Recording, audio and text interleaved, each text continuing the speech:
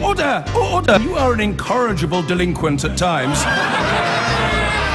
Behave yourself, man!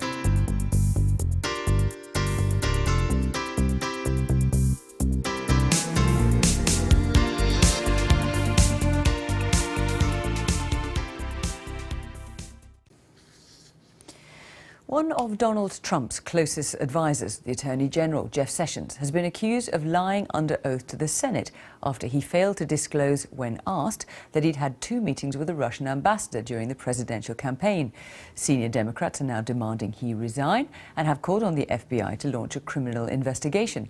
Our North America editor John Sopel reports. Well, that didn't last long.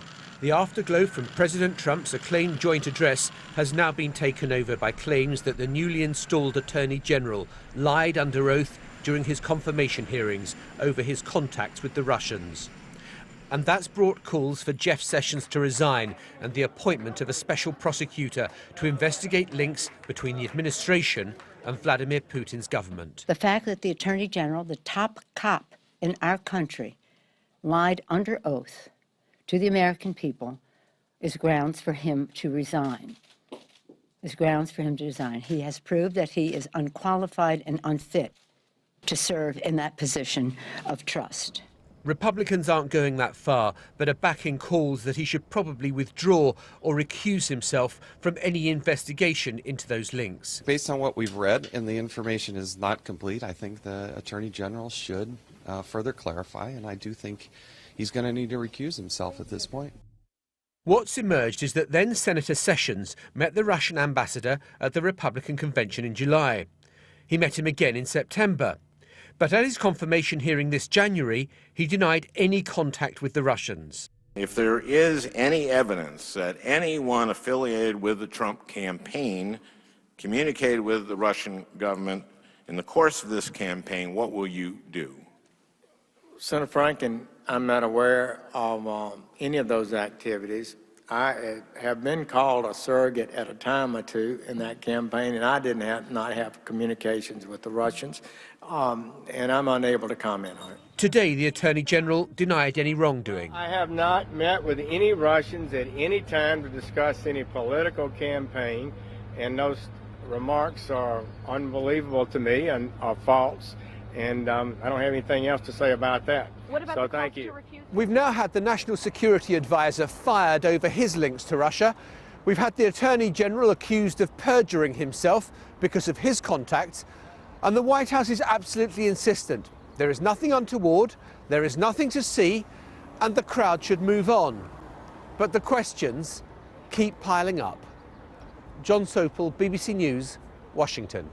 He's just been confirmed as America's most senior legal official. But did Trump's Attorney General Jeff Sessions lie under oath? Leading Democrats are lining up to call for his resignation after reports that he did meet the Russian ambassador to the US twice during the election campaign. This after he declared at his confirmation hearing he'd had no contact with them. And even some senior Republicans are raising questions. Live now to our Washington correspondent, Kylie Morris. Kylie. John, as you were saying, just as the president was basking in the fairly positive response to his address to the joint sessions of Congress this week, here we are, another Russia-related scandal, this time involving his Attorney General, appointed only a month ago, Jeff Sessions.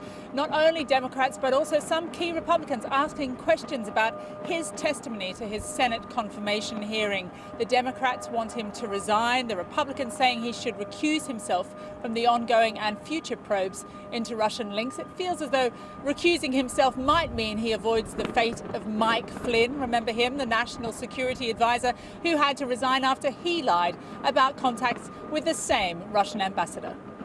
Hello, how are you this morning? Another day, another key Trump appointee faces tough questions over links to Russia. Well, I have not met with any Russians at any time to discuss any political campaign, and those remarks are unbelievable to me and are false, and I don't have anything else to say about that. The Attorney General may not have anything else to say, but his political opponents certainly do. Look, the Attorney General is the chief law enforcement officer of the land, and already his integrity and independence has been questioned. It would be better for the country if he'd resign. Jeff Sessions, the Attorney General of the United States, lied under oath to his colleagues in the Senate and to the American people. Do you swear? Judge for yourself. Did the senator from Alabama tell the whole truth at his confirmation hearing last month? This is how he answered a question on links between Trump campaign surrogates and Russian intermediaries. If there is any evidence that anyone affiliated with the Trump campaign communicated with the Russian government in the course of this campaign, what will you do? I'm not aware of any of those activities. I have been called a surrogate at a time or two in that campaign, and I did not have communications with the Russians, and I'm unable to comment on it. But now we know that he himself, in fact, met the Russian ambassador twice in the months before the election. Once, briefly, at the Republican convention last July. The day before, we shared a ride with the senator in a service lift and had our own fleeting conversation about Donald Trump in the corridor. But he's a strong man. He's got decisive, he can make decisions. There was another meeting with the Russian ambassador Sergei Kislyak before the election in September at Jeff Sessions' office on Capitol Hill. So what was that he said again, under oath? And I did not have communications with the Russians. It's hard to resist hearing the echo of, "I did not have sexual relations with that woman," the famous comment by President Bill Clinton about Monica Lewinsky. Here's what a youthful Jeff Sessions had to say about telling the truth then. And when we lie, people are hurt. And it demeans our justice system to have untruth spoken. In a statement today, a spokeswoman for the Attorney General said he'd not misled anyone, that he was asked about communications between Russia and the Trump campaign, not about meetings he took as a senator. But some key Republicans say he must clarify his remarks and recuse himself from any investigation into Russian links. Look, based on what we've read and the information is not complete, I think the Attorney General should further clarify, and I do think he's going to need to recuse himself at this point. And is this because of the meetings that he had with the ambassador, or because of what he said in his congressional testimony? Because of how he answered the question in his testimony. Yeah. But as for House Speaker Paul Ryan, he's not there yet. I think part of what is happening, I think Democrats are letting their hair on fire to get you to cover this story, to try and keep repeating the same story. I think they're trying to get this coverage going. There's nothing new that we have seen here. Whatever the outcome from this episode of the Trump-Russia saga, the focus has now returned to the issue, despite the president's best efforts to move on and get down to the business of reshaping America as he promised. The president is down in Virginia at the moment on the deck of an aircraft carrier, and he's just said that he has full confidence in his Attorney General. That doesn't get around the fact that there are no fewer than 3 investigations currently underway into issues around Russian meddling in the US. That's, of course, based on the fear that through their intervention there was an improved result from one side, namely Donald Trump over Hillary Clinton. Now, among those investigations, one involves the FBI, the other 2, the Senate and House Intelligence Committees over on Capitol Hill. They're asking questions about the Russian cyber attacks before the election, those very important links between Russia and the Trump campaign team, and where all these intelligence leaks are coming from. I think certainly the story around Jeff Sessions today increases the possibility of yet another independent commission of inquiry into Russian links headed by a special prosecutor, although you must assume that the White House, which apparently learned of these Sessions meetings by reading the newspapers today, will do its best to make the issue go away. And I suspect we can expect to see another big announcement on a completely different topic within the next 24 hours or so to move the focus back onto the successors of the Trump White House. Kylie Morris in Washington. Now, just before we come on air, I spoke with the former Department of Justice spokesman and Democratic Party strategist, Matthew Miller. I began by asking him how serious this is for Mr. Sessions. It's a serious, serious problem for him. He has really 2 problems now. First is the underlying investigation into what happened during the campaign. It was already pretty clear that he needed to recuse himself. The DOJ guidelines and rules that cover those things are very clear. And now the political pressure is going to be so great that he's going to have to recuse himself. And then the second problem he's created for himself is this question of whether he lied to Congress, which is a penalty. It's a criminal offense, and that's going to have to be looked at by the Senate Judiciary Committee, where he testified, and potentially by the U.S. Attorney to see whether that's worth bringing charges. I mean, he could be allowed to have possibly forgotten meeting the Russian ambassador a couple of times, after all, a good few months ago. Yeah, I mean, there's nothing inherently wrong with a senator meeting with the Russian ambassador, although it seems he was the only member of the Armed Services Committee on which he sits to have done so.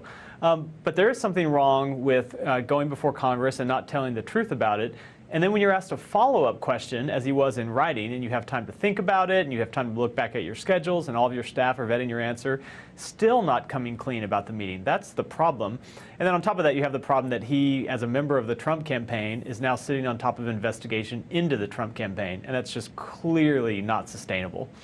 But you see, the confusion that we have, I suppose, is it doesn't feel like a terribly serious offence to meet the Russian ambassador, and there seems to be a lot of hysteria around meeting Russians. I mean, is that because people really do think the Russians messed around with the election, or is it much more that you're concerned about him telling the truth? It is twofold. There is nothing wrong with a senator meeting with members of the Russian government. But of course, this happens at the same time as we see reports last night in the New York Times that British and Dutch intelligence passed on to the U.S. government reports that Trump campaign officials met with Russian operatives in Europe last year during the middle of the campaign. So there's already these swirling questions about ties between the Trump campaign, many of whom members of now are in the government, and the Russian government. And those need to be answered. And then you add on top of that Sessions not telling the truth in his committee. It leads you to ask the question whether he was trying to hide something, and that is a serious offense if he was.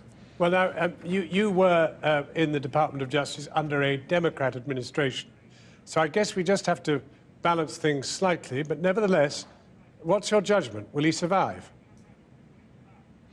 I think he'll survive. I doubt he's going to resign over this. There have been a lot of calls for him to do that today.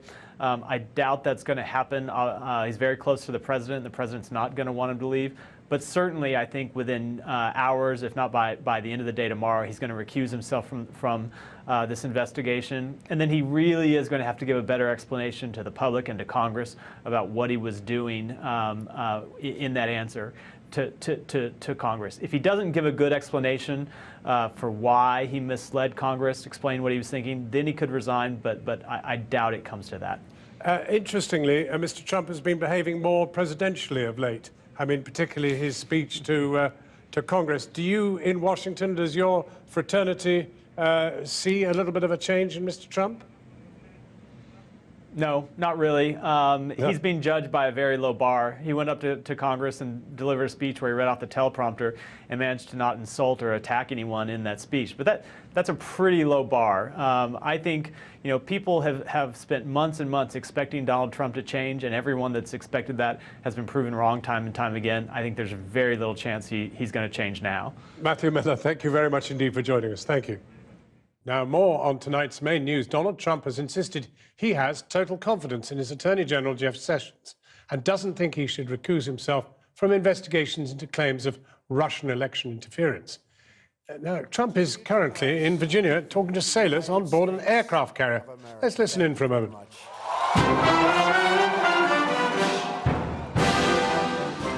Well, the band have kind of seen him off now, and he's done his speech, but it was much more of the same, more military strength and more to come. Well, in the audience at Donald Trump's speech to Congress earlier in the week was a Syrian refugee activist. Photographs of her 3-year-old nephew's body washed up on a Turkish beach became a symbol around the world of the plight of refugees. Tima Kurdi is now calling on President Trump to keep his promise to stop funding Syrian rebels. It took one family's tragedy to galvanize the world's sympathy for the victims of Syria's civil war. And now, 2 years later, the same family is urging the US to rethink its policy towards Syria and put an end to the brutal conflict. But how? Those 2 kids, they didn't see a good life at all. Tima Kurdi has come to the US Capitol to ask President Trump to stop the US supporting rebel groups that she claims are linked to al-Qaeda and the Islamic State group. The US has long provided training, weapons and funding for what it calls moderate rebel groups, while opposing both Syria's President Bashar al-Assad and Islamic extremists such as IS. Enter President Trump, whose priority is to join the Russian and Syrian governments in crushing IS, even if that means cooperating with a regime who only this week the United Nations accused of using chlorine gas against civilians. So should the West, like Russia and the Syrian government, decide that defeating the jihadists in Syria is the overriding strategic imperative? Well, earlier I spoke to Tima Kurdi, Halan's aunt. I began by asking her about the pendant she was wearing, which shows her two deceased nephews. When my nephew's image was in the shore, I remember people from all over the world try to contacting us. But I had in the mail a few weeks later 2 necklaces with the postcard from New Zealand, a stranger, her name is Suzanne, saying to me, I want you to wear one necklace, and when you see your brother Abdullah, the father of Alan, to give him the other one. And to be honest, I've been wearing it since, and the most beautiful gift I ever received. Now, what persuades you now that the West must stop funding the rebels in Syria? I heard the stories. There is some family. They've been tortured by the regime. And there is many also story. They've been also tortured by ISIS and al-Nusra. People have no idea who we have in Syria. One mother who lost her husband, and she have 2 kids on the street. She was crying to me, and she said to me one thing. She said, yes, I know my own relative being killed from the Bashar, but my husband being killed from those people who dressing up in a black. She didn't name them, nothing. She said to me, this is what the war did to us. We have the Syrian force, we have the other rebel. They're fighting each other, and we are in the middle. This means that Assad wins, that he is allowed to continue as president, and a man who has slaughtered so many of his own people remains in power. I don't want to sound like I'm defending Bashar government or I'm supporting him. I do not support nobody in that war. All what I support, my people. I am the voice of those millions of people who suffer for a long time. My own family, they flee from ISIS. They did not flee from Assad. So if we're gonna keep funding them, and that both parties, they're gonna keep fighting the civilian who is suffering the most. Are you surprised to find that Mr. Trump is still funding the rebels? He said he gonna do everything to get rid of ISIS. He did not give any detail, but get rid of ISIS, I think it will give me hope to my people. If we get rid of ISIS in Iraq, in Syria, everywhere, I think we bring countries to peace. And that's what the people want. The only thing we can end this war, the world leader has to come with political solution, no military solution. I know the politicians, they know how to do it. Tima Kurdi, thank you very, very much for talking to us. Thank you for having me. Tima Kurdi, the photograph of whose nephew washed up on that Turkish beach, was a symbol of Syria's suffering. Jeff Sessions, the second Trump appointment to get into a tangle about Russia and his honesty. Did he tell the truth or not? The Attorney General denied any Russian contact in his confirmation hearings, but he in fact met the ambassador twice. As one Twitter wit put it, he might as well have said, I did not have international relations with that country. Well, Sessions says the meetings didn't relate to Trump or the election, which was the context of the questions he was answering.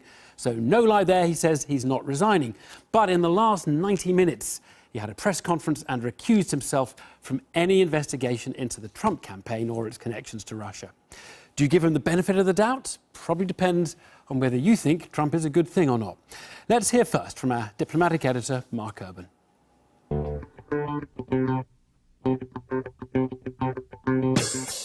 Trump and Russia, once an apparently irresistible combination for those marketing a vodka. This is their advertisement. But now the connection is a cocktail of political difficulties and a tonic to his foes. Today's target, Trump's chief law officer, who after a stormy day stepped back or recused himself from all investigations of links between the Trump campaign and Russia. And my staff recommended recusal. They said that since I had involvement with the campaign, I should not be involved in any campaign investigation. I have studied the rules and considered their comments and evaluation. I believe those recommendations are right and just. That won't satisfy Senate Democrats, who earlier today called for his resignation. Attorney General Sessions cannot possibly lead an investigation into Russian interference in our elections or come anywhere near it. With these revelations, he may very well become the subject of it. It would be of Alice and Wonderland quality if this administration were to sanction him to investigate himself. The cause of those difficulties is a written denial from Attorney General Sessions that he'd met Russian officials, and this one during his Senate confirmation hearing. If there is any evidence that anyone affiliated with the Trump campaign communicated with the Russian government in the course of this campaign, what will you do? Senator Franken, I'm not aware of any of those activities. I have been called a surrogate at a time or two in that campaign, and I did not have communications with the Russians. I, Jeff Sessions, do solemnly swear. Overnight, it became clear Mr. Sessions had met the Russian ambassador last year and spoken to him by phone, he argues, on previous Senate business, but critics now suggest his statements during confirmation were a deception. The Democrats are making political mischief out of Trump's Russia connection, and in today's calls by them for the appointment of a special prosecutor, you can feel them paying the GOP back for what they did to Bill and Hillary Clinton. But the House and Senate are controlled by Republicans, and it's signs of nervousness among them which make today's story all the more interesting. During the day, several influential Republicans had called on Sessions to recuse himself from questions surrounding Trump's campaign and Russia. Look, based on what we've read, and the information is not complete, I think the Attorney General should further clarify, and I do think he's going to need to recuse himself. The scope of Russia-related investigations is already mind-boggling. The FBI has multiple lines of inquiry, drawing on intelligence from many of America's 16 other agencies. The Senate and House Intelligence Committees have their investigations too, and under the spotlight, former advisors Mike Flynn and Paul Manafort, Trump's lawyer Michael Cohen, and even the former business activities of Commerce Secretary Wilbur Ross. All of this fueled by secret information that's been disseminated around Washington by the outgoing administration. So the Obama administration made sure that this secret information was broadly spread among many people in the intelligence community, among the 17 American intelligence agencies, because they were afraid that once in office, Donald Trump and his minions would delete the records and disappear all the evidence. It's clear now that, if it was a plan, will not work. And it's also clear that Donald Trump is absolutely desperate to make sure that no one investigates this. The president, who once lent his name to a brand of vodka, tonight declared total confidence in his Attorney General. But the number and complexity of investigations underway suggest the administration will have a lasting Russia hangover. Mark Urban there. Well, joining me now from Minneapolis is Richard Painter, former chief White House ethics advisor to George W. Bush. A very good evening to you. Jeff Sessions has recused himself from investigations into the campaign. Does that, if you like, is that enough in your view? Well, it's a step in the right direction, but we have a very serious problem here in the United States, and this problem is spread to Europe as well. The Russians are actively seeking to destabilize democracies by appealing to far-right political parties and engaging in espionage.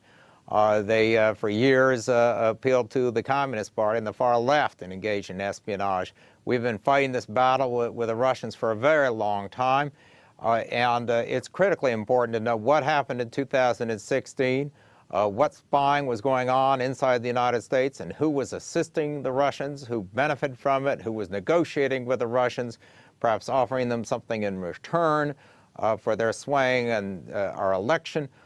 This is a matter of national security for the United States, just like what's going on in France right now should be a matter of concern to the French and to other countries that Russia seeks to infiltrate this way.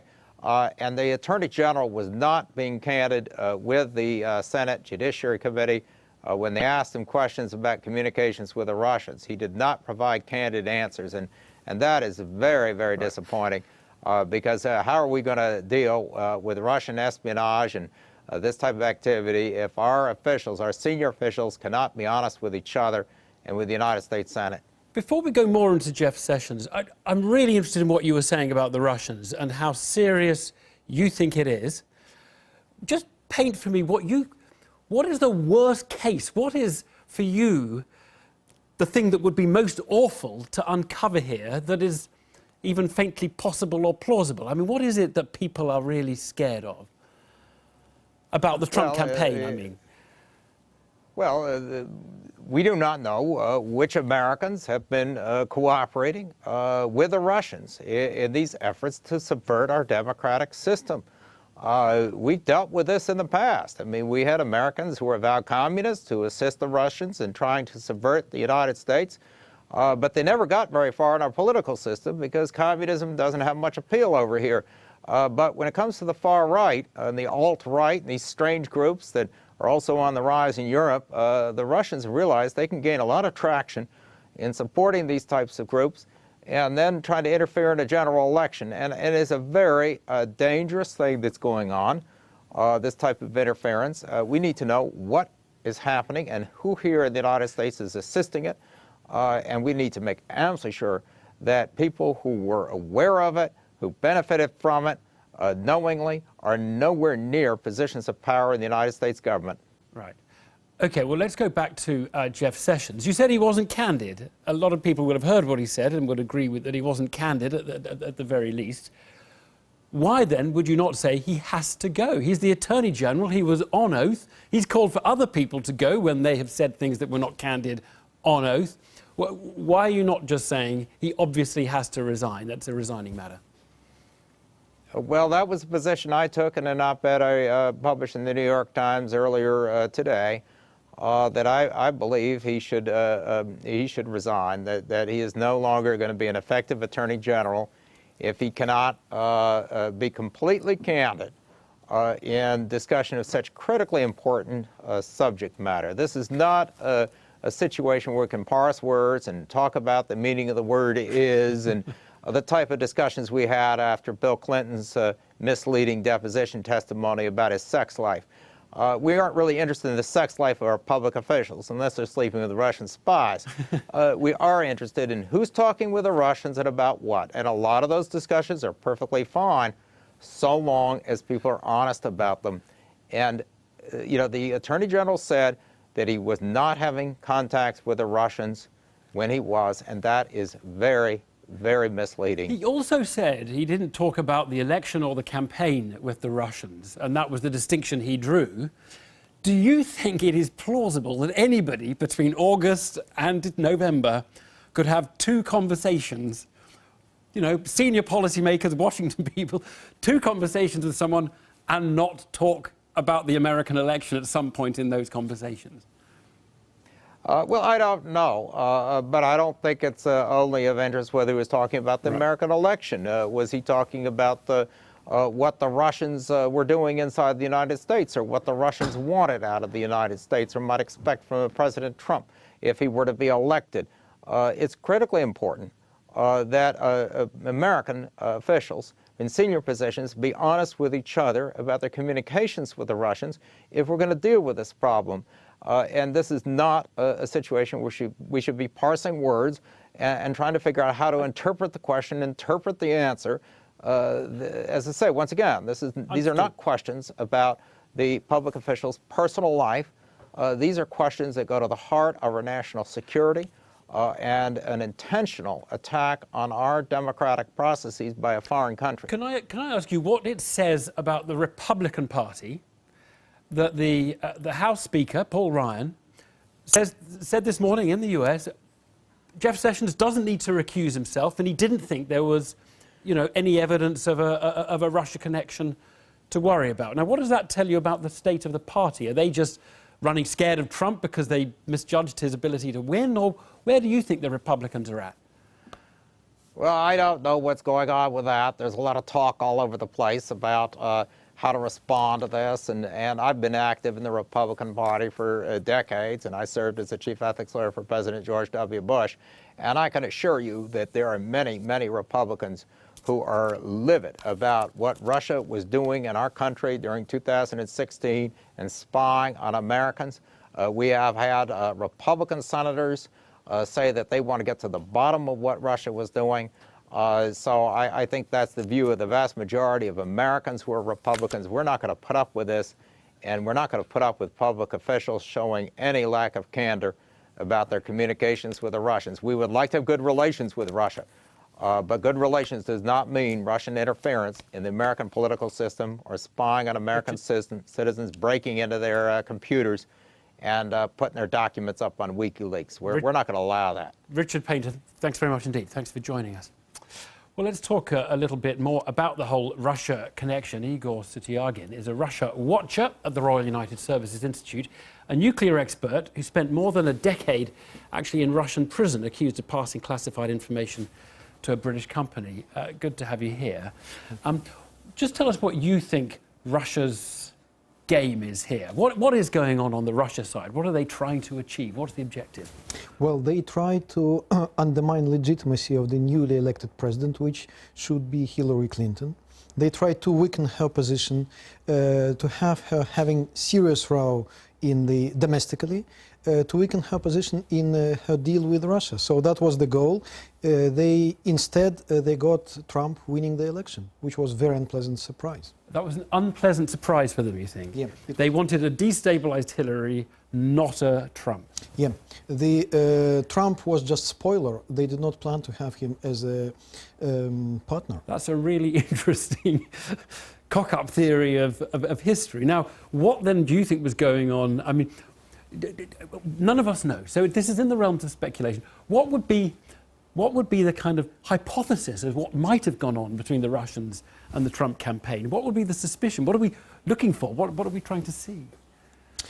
Well, I think that Russia did try to collect some compromise on Trump, to use him as a sort of some hook for other intelligence operations. It was very good to have him as a source of possible compromise on other politicians. On others? On others. So you think they got something on Trump? Yeah, I think so. Because he was owner of a chain of hotels, and hotels are a perfect place to carry out some intelligence operations. But to carry them out, you need the security of the hotel to keep blind eye. And we should say that you have no evidence for this. There's no intelligence. This is not. Surely not. It's just logic. This is your speculation. Yeah. It's interesting you say they probably didn't mean to get Trump, because it doesn't seem to be working very well for them. Because if you actually look at what Trump is doing, everyone's saying, aren't they being nice to the Russians? The only thing they've actually done is say we're going to spend another $50 or $60 billion on defense, which leaves the Russians standing. I mean, the remilitarization of the US, you've got the remilitarization of NATO, which he's urging. It's not great for the Russians, is it? It is not great, but that is not the worst thing which Trump already done to Russia. The problem is that Trump destroyed the very foundation of the Russian policy towards the West. It was the belief and knowledge that the West would act in the very predictable way. So Putin can always play this threshold war, not crossing red lines, and having reaction which can be predicted because the West plays according to the rules. Trump is not going to play according to the rules because he does not know these rules. And secondly, it's terribly difficult to predict where Trump's red line lay. And so you can cross it just because of miscalculation, which is dangerous for Russia. Right. So Trump is actually playing a game more like the Russians have played with all sorts of other people, and suddenly it's actually quite difficult. Yeah, fundamentally it's very similar, and that is why Trump is dangerous for us. But if Trump did lift sanctions, if there was a significant easing of sanctions, that would be a huge help to the Russians at this point, correct? It might be. The problem is that Trump is a businessman, and he does nothing for free. So to make some service to Russia, lift sanctions, he wants something in return. And the problem is that Russia does not have too much to propose to Trump as the payment. Yeah. So Trump will do nothing. Do you think, do you see big likenesses between Trump and President Putin? Obviously people say they're both the big showy strongmen. Are they the same? Well, they do have some fundamentally similar attitudes. Some nature is very similar, but that is the danger. Because if you make it simple, it's two Harlem boys meeting each other.